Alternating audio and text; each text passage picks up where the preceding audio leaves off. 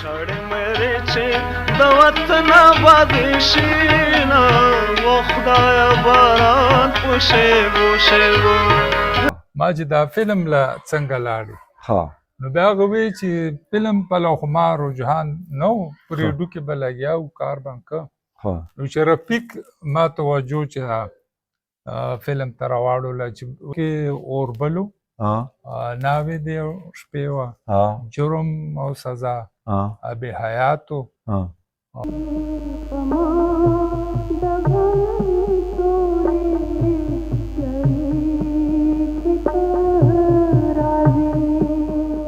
د ټرک ډریور د ده ښه سندره وه تر څو پورې به سوځمه د غم په سرو لمبو کې دا څرنګه ژوندون دی دا د ده وه هر خواته د پښتون د تورې شرنګ تلی دی.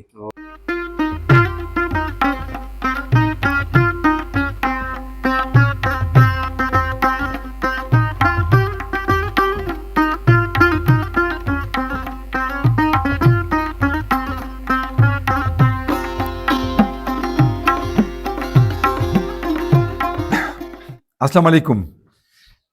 ګرانو کتونکو عزتمندو اوریدونکو دې وخت کې یم په لوړګي کې او په لوړګي کې د ستر شاعر حمزه بابا په وجده کې د هغې د برخوردار یعنې د هغې د زوی مراد شینواري صاحب بیا د مراد شینواري صاحب زوی سجاد علي شینواري صاحب سره ناست یم او دې سره به خبرې اترې کوو د مراد شینواري صاحب په شاعرۍ او په ژوند باندې. السلام علیکم صاحب څنګه وعلیکم سلام ښه آباد طبیعتونه تاسو ډېرې مودې نه مې اراده وه چې په مراد صاحب باندې یو پروګرام را جوړ کړو خو نن به قدرت ته منظوره وه نو ستاسو مننه کوو وخت مو راکړو. مراد صاحب د حمزه بابا په زامنو کې په سویم نمبر و په بچو کې په سویم نمبر و څو وروڼه و د مراد صاحب لکه مونږ نیکه چې دی حمزه بابا هغه دا مشرای زوی و مراد شینواري د حمزه بابا مشر زوی و مشرای زوی او صرف یوه یې لور وه بې نور بچي هم شوي وو خوا په وړوکوالي کې وفات شوي وو نو دی ټولو نه مشر و او بس یوه یې خور وه یو خور یو ورور بس ښه مراد شینواري صاحب خو اعلی تعلیم یافته و که نه جی نو لږ د دې باره کې راته ووایي چې هغه څومره تعلیم کړی و کوم ځای کې ترلاسه کړی و. ده خو په هغه ټایم کې لکه د پیدایش چې دی 1998 یادېږي نو په هغه ټایم کې دلته پرایمري سکول و نو ابتدایي تعلیم خو یې دلته کړی و بیا خپل کلي کې په لنډي کوتل کې بیا دوی والد صاحب چې و خو بخار کې و نو بیا څلورم پنځم جماعت نه بعد چې دی بیا په ګورنمنټ های سکول پېښور کې په کوم سکول چې په کابلۍ کې موجود دی لسم یا هغه ځای نه کړی او دا وروسته تعلیم بیا د ټول پرایویټ په توګه سی کړي وو. مراد شینواري صاحب څونه تعلیم کړی و سی کړي وو؟ ده خو په ایف سی کې هم وخت تېر کړی و هلته هم څه ډګرۍ اخیستې وې په ایجوکیشن کې خو ده په خپله پښتو کې ماسټر و ماشاءالله او ګولډ میډل هم و ګولډ میډلسټ و ښه د ده په ریډیو کې نوکري وه او که نه په کانټریکټ باندې دي به ریډیو دپاره سکرپټ لیکل څه به یې کول؟ د ریډیو نه مخکې هم ډېرې نوکرۍ کړي دي که نه تجارت یې هم کړی بیا په پښتو اکیډمۍ کې لایبریرین پاتې شوی و او هغه نه بعد چې بیا ریډیو له راغلی و او غالبا چې کانټریکټ باندې و بیا وروسته کې د هغه نوکري یې پخه شوې وه که نه نو څه ده خو سکرپټونه لیکل که نه نو د ده که معاهده په ریډیو کې څه وه؟ ما غالبا سکرپټ رایټر ځکه چې دوی به د هندارې او د کرنټ افیر د روانو چارو چې کوم پروګرامونه هغې دپاره به مسودې لیکلي. د مراد شینواري صاحب د شعر و شاعرۍ دغه اثر د خپل والد صاحب حمزه بابا نه اخیستی و؟ نو دا خو لازم خبره خو بیا د شاعري چې ده نو لږه غوندې دا ویو چې بابا نه جدا وه جدا وه لکه د ترقي پسند ادب پلو د رجحانات چې دی دا زیات وو مطالعه به یې مغه ډېره کړه او کوم لیک به چې هم نو په دې صورت باندې به چې ترقي پسند ادب نمایندګي به زمونږ په ریډیو کې د مراد سینواري صاحب بې شمېره کلامونه ریکارډ شوي دي چې په هغې کې غزلې سندرې هم شته او خصوصا د وطن د مینې سندرې یعنې ملي نغمې هم شته نو یو خو دا خبره شوه شړې مېرې چې د وطن آباد شي نه و خدایه باران په شېبو شېبو راولې باران په شېبو شېبو والا باران په شېبو شېبو بیا د هغې د ټولو نه غټ نوم چې بیا مونتی دی نو پښتو فلم کې مونتی دی ستاسو په خیال پښتو فلم ته دی به طورې شاعر لاړو لاهور ته لاړو دلته ورته افر وشو ړومبی فلم یې کوم یو چې د ورله سندرې لیکلي وي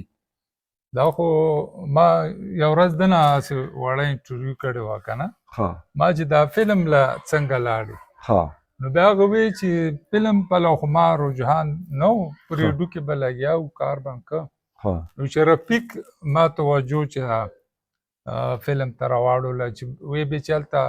به ته ما سره په میوزیک هم کار کړې او ورسره به ته هلته شاعر څوک نشته نو ته به دا شاعري هم کړې نو لکه رفیق شینواري فلم رفیق شینواري ده وایي چې زه رفیق شینواري ځان سره بوتلم پړومبي ته د دې سندرې یو فلم دوه خو ما ته معلوم دي یو ناوې دي یو شپې بالکل د هغې ډېرې زبردستې ښکلې سندرې دي خو ګل محمد بیتاب صاحب وایي د هغې مو سره ډېره جوخته ناسته پاسته وه وی مراد صاحب وی چې دا فلمي سندرې چې دي دا زه په خپله شاعرۍ کې نه شمارم دا خو یو کمرشل شی و که نه دې ته به هغه خپله شاعري نه وي یو خو ناوې د یو شپې فلم و نور که داسې تاسو ته یاد وي یا تاسو ورسره چېرته تللی یئ د فلم سندرې د ریکارډینګ دپاره لاهور ته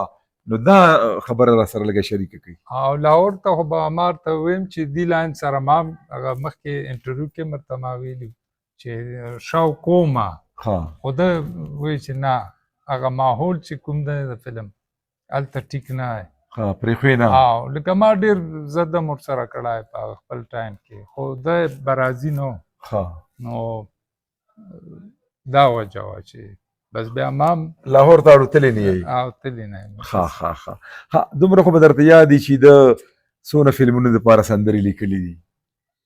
دا تپوس ما دنه کړی نو ما ته یې وی چې 500 پورې داسې فلمونه دي چې هغه صرف ما شاعري نه پکې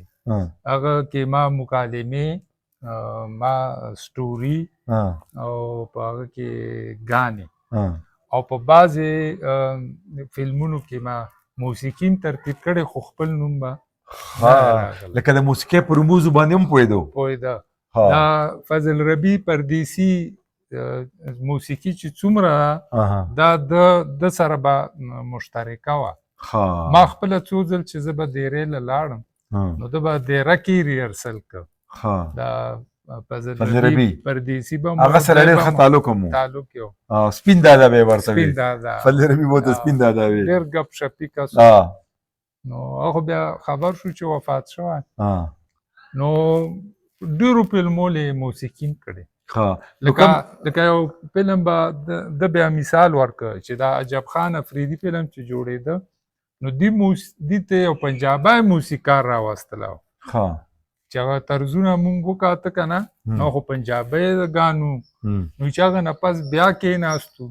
او هغه ګانو کې مولا ترتیب چې دی لکه رباب او دام پکې راوسته نو پښتو کړه سندرې پښتنې کې نو عجب خان افریدي سندرې او دغه هم د لیکلې وي نور تاسو ته نه دي یاد څو فلمونه ما ته خو به څه یاد دي په دغو کې اوربلو ناوې د شپې وه جرم او سزا ابي حیاتو او دا څه خو ما ته یاد دي ها خو ده ما ته خپله ویلي وو چې 500 پورې داسې فلمونه دي چې بس بهرحال ما سره په دې باندې ما کتاب لیکلی دی پښتو فلمونه تاریخ تحقیق او تنقید نو په هغې کې د دې ټولو د شاعر ذکر هم شته او د موسیقار ذکر هم شته نو دا به د اورېدونکو سره مونږ د هغې نه شریک کړو ها دا راته ووایي چې د مراد صاحب بیا څو زامن تاسو نه علاوه نور وروڼه تاسو مونږ 3 وروڼه وو. ها مونږ مشر ورور الطاف حسین اوس وفات شوی ها او بیا زه وم او بیا مونږ نه کشر ورور دی ها چې هغه نوم جواد. ها په تاسو وروڼو کې کوم شاعر شته؟ نه ها زه خو دا یم چې هغه غونډ فیم لیکې نشته که نه ها او ممکن داسې اوسه پورې خو بیا څوک ښکاره شوق شوی نه نه. هغه طرف ته مو پاملرنه نه ده نه شوی. د مراد صاحب شاعري چې ده نو دا خو یو علمیه وه ما ته مې یاد چې د بابا کلیزه وه د حمزه بابا او د دې کتاب په دغه ورځ چاپ نه راوتو بالکل او په دغه ورځ چې دی نو ستاسو د والد صاحب مراد شینواري صاحب وفات شو تاریخ دې وخت کې که تاسو ته یاد او دا بالکل ما ته یاد دی دا 18 فروری 2012 2012 اتلسمه فروری وه. دغه ورځ د بابا کلیزه هم وه په دغه ورځ یې د دې کتاب هم را روان و او په دغه ورځ یې د دې چې کوم دی وفات وشو. اوس د بیتاب صاحب ګل محمد بیتاب صاحب یو څو خبرې د مراد صاحب په هکله ځکه چې دوی یو ځای ژوند ډېر تېر کړی دی.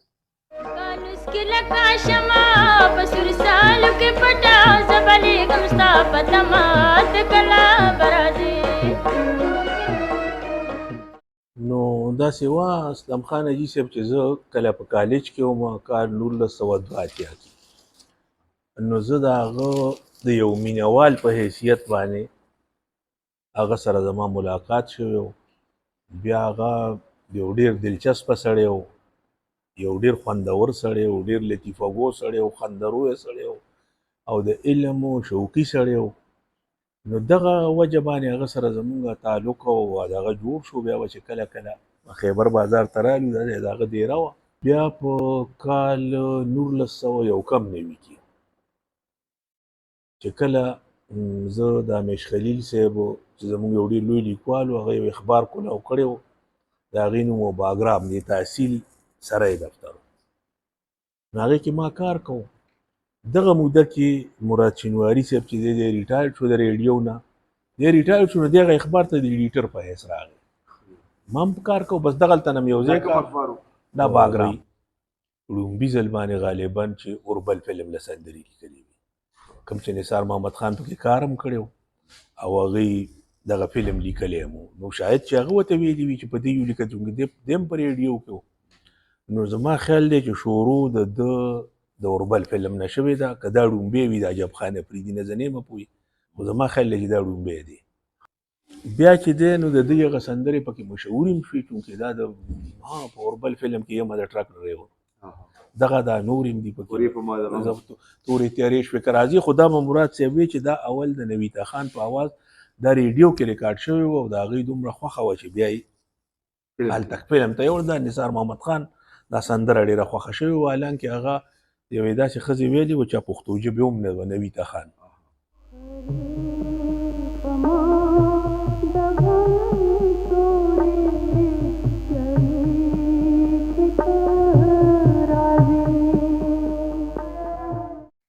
بیا د هغې نه پس ته داسې چل شوی و چې داسې پوره تعداد خو موږ ته نه دی معلوم خو دا ځای د کیسه خانه کې به کتابونه چاپ کېدل په دې وروستي وخت کې د ګلنار بیګم سندرې د کشوه سلطان سندرې د خیال محمد د هدایت الله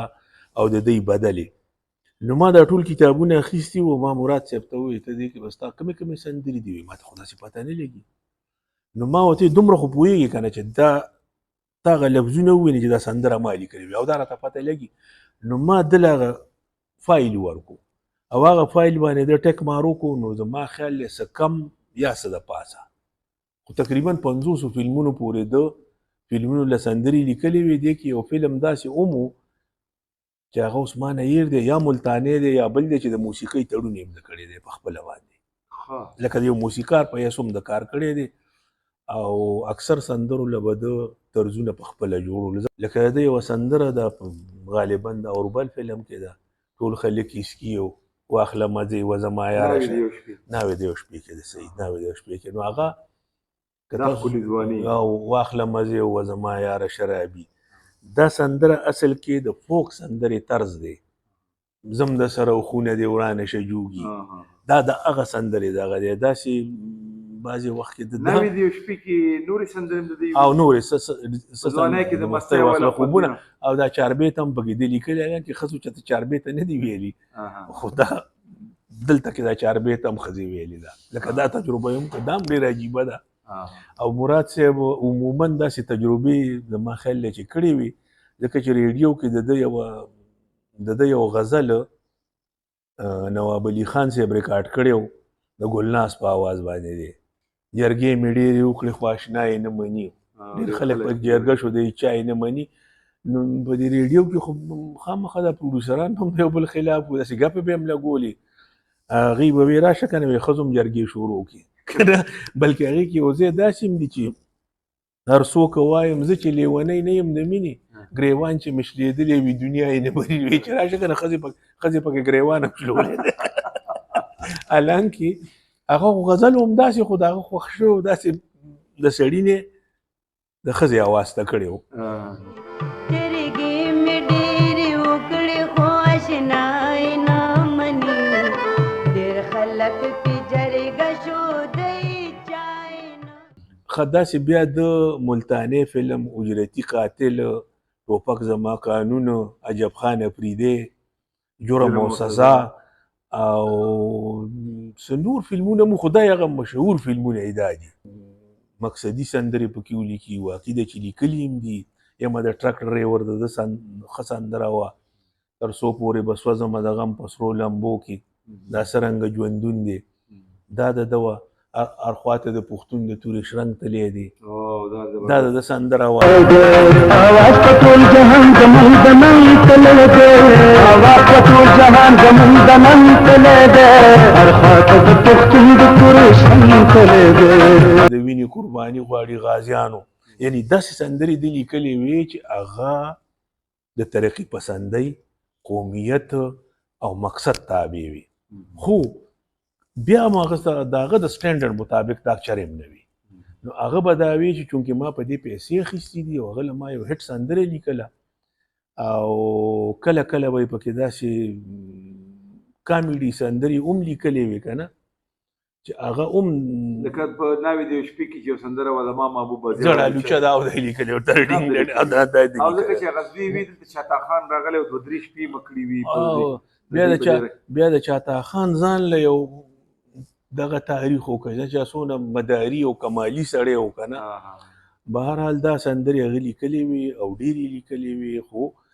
د هغه سندرې چې دی هغه به وایي زه هسې هم نه لیکم، نو که چا پې خپل نوم ولیکلو هم څه پروا نشته، ما خو پیسې اخیستې وه. دغه سندرو ریکارډ نه دی ساتلی، د دغه سندرو ریکارډ هغه نه ساتلو. یو څو په دې کتاب کې چاپ کړي دي چې هغه ډېرې زیاتې مشهورې شوې. بیا اگر چې د سټنډرډ نه کمې وي، دې نه علاوه چې دی نو هغه زما خیال دی 15 یا 14 کیسټې لیکلي، دا خو ماته پته ده. کیسټو سندرې لیکلي دي. په دې کې یوه سندره چې وه، یوه کیسه غوندې وه د پوډري، د نارکاټیک والا دغه کړې وه، سپانسرډ کړې وه، او خیال محمد دغه ویلې د یو پوډري کیسه یې لیکلې وه. دغه خو یې دا د یو دلچسپ اړخ یې دا دی چې هغه ته به کله چا د سندرو ووایي، نو چې هله به ده یقین کوو چې ده به اډوانس پیسې واخیستې، چې اډوانس به یې نه ورکړی، ده به په یقین نو لکزي ټونل او فلایي جل ګولۍ به یې واخیستې، او بیا به یې ترېنه وایي چې لاړ شه دا پیسې به یې ترېنه بیا لیکي، نو وي سي آر به یې راوړو، نو 2 کیسټه به یې راوړل،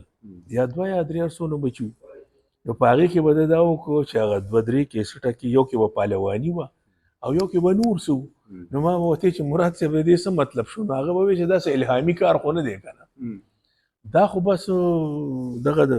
خېټې مسله ده او زه د ضرورت پوره کوم، دی زما پوره کوي، بس یو څه شی دی، دا به زه د دې په زور باندې لیکم، نو د دې په زور به یې لیکلو.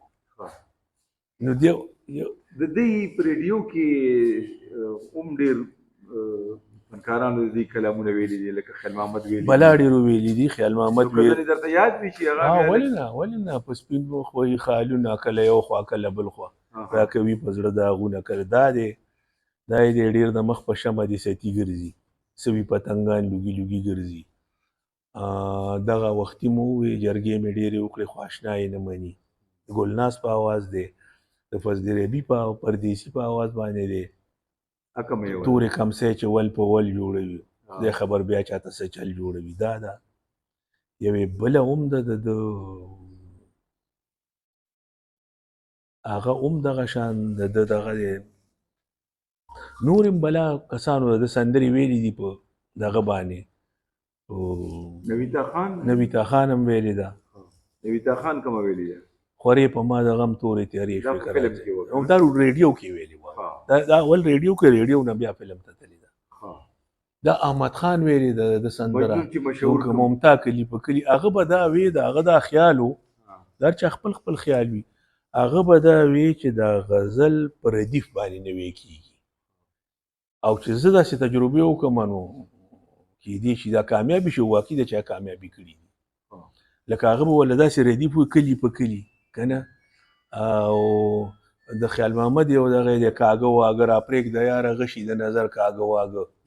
دا د زړه نه مې چې تیر شي لرو بر کاږه کاږه واږه د مینې پتنګان به په سینه ورله رادومي که پاتې لمبو کې شي وزر کاږه واږه.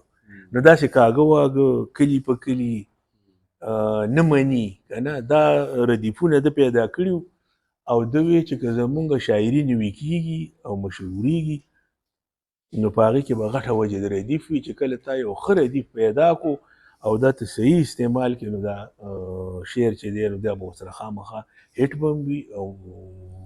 دا به مشهورېږي هم دې کې به ثنا وخت هم راځي. بهتاب صاحب یو